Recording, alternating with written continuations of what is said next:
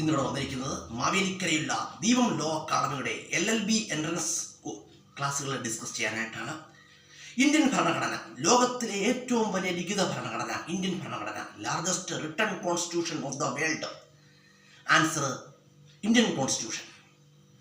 Indian constitution was established on 1950 January 26. 1950 January 26 Indian ഭരണഘടന നിലവിൽ വന്നത്. ഇന്ത്യൻ ഭരണഘടനയുടെ ശില്പി അല്ലെങ്കിൽ ഇന്ത്യൻ ഭരണഘടനയുടെ പിതാവ് എന്നൊക്കെ അറിയപ്പെടുന്ന ആരാണ്? Doctor BR Ambedkar. Father of Indian constitution. Answer doctor BR Ambedkar. Father of preamble of Indian constitution Jawaharlal Nehru.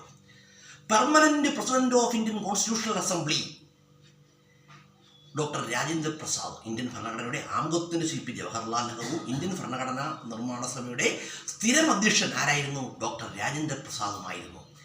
ഭരണഘടനാ ദിനം എന്നാണ്? നവംബർ 26. Constitutional day November 26.